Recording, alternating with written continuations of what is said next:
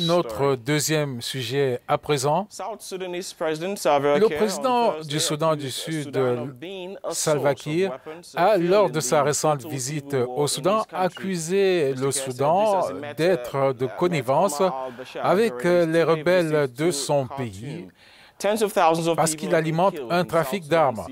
Des milliers de personnes ont perdu la vie dans un conflit qui a débuté en 2013, moins de 3 ans après l'indépendance.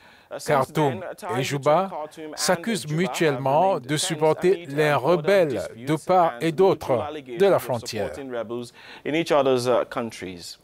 Dans le même temps, la tension était palpable samedi dans la capitale sud-soudanaise, Djouba, où de nombreux habitants restaient cloîtrés chez eux alors que des dizaines de soldats encerclaient la résidence de l'ancien chef de l'armée, l'influent Paul Malong, afin de désarmer ses gardes du corps. Ce déploiement a été confirmé par le porte-parole du président Salva Kiir, Ateni Wek Ateni, qui a assuré que la situation est normale et que l'armée effectue un devoir de routine. Selon un ordre signé lundi dernier par le président Salva Kiir, l'armée a notamment pour tâche de désarmer les gardes du corps de Paul Malong, récemment limogé dans le pays.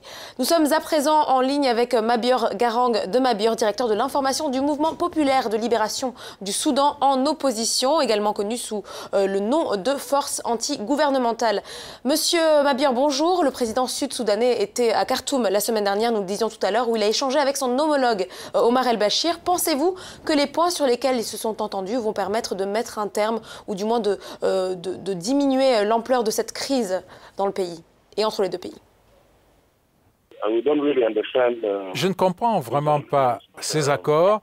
L'accord qui aurait pu sauver le Soudan du Sud est l'accord sur la résolution du conflit qui a échoué en juillet 2016.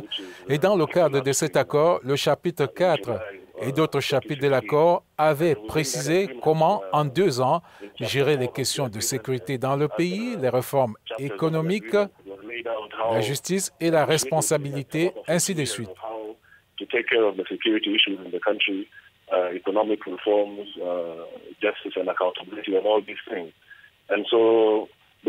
Ainsi, la paix a disparu en juillet 2016 et depuis lors, rien n'a été fait jusqu'à ce que nous revenions à ce qui a provoqué la faillite de l'accord. Je doute qu'il y ait une sorte de paix dans le pays.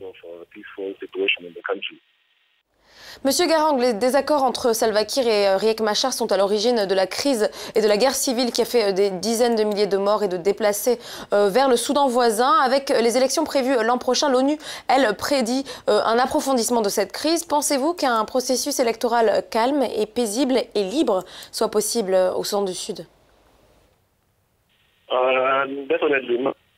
Je ne pense pas, mais à part le désaccord, le prétendu désaccord entre le président Salva Kiir et notre président Riek Machar, eh bien, c'est une question mineure. Le plus gros problème est l'adversité qui a été créée au sein de la population par la guerre, avec des milliers de déplacés, plus de la moitié de la population vit dans des camps de réfugiés dans les pays voisins ou à l'intérieur des camps de déplacés au Soudan du Sud. Alors, il y a une guerre en cours. Donc, on ne comprend pas comment une élection peut être possible dans de telles circonstances.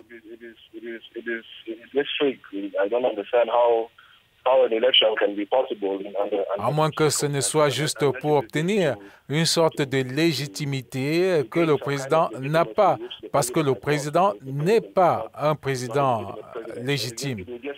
Cela ne servira donc qu'à légitimer une dictature qui ne sera pas un processus démocratique. Mabior Garang, vous représentez le leadership du Soudan du Sud dès le moment de sa création. Ressentez-vous aujourd'hui toujours de l'espoir ou même de l'enthousiasme comme vous avez pu en avoir en 2011 au moment de l'indépendance du pays? Personnellement, je le fais parce que je comprends ce qui se passe en ce moment. Les actes du gouvernement, je les comprends. Ce n'est pas quelque chose qui est dans l'intérêt du peuple du Soudan du Sud de vouloir se battre également. C'est quelque chose qui est délibérément fait par le Conseil des Anciens, le Conseil des Anciens d'Éden et le président. Et je résiste à cela. J'ai une résistance particulière parce que les gens du Soudan du Sud commence petit à petit à comprendre que la dictature essaye de détruire le pays.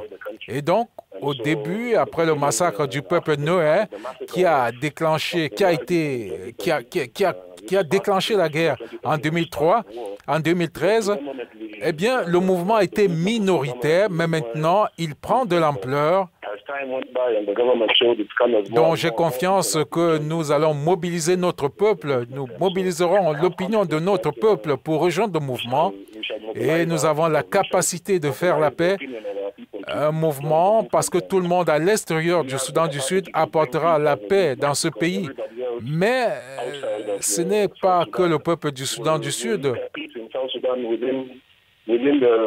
C'est dans son intérêt de faire la paix. Alors, nous essayons d'aboutir à la paix. Si les amis du Soudan du Sud veulent nous aider dans le processus de paix, nous sommes prêts à accepter toute aide.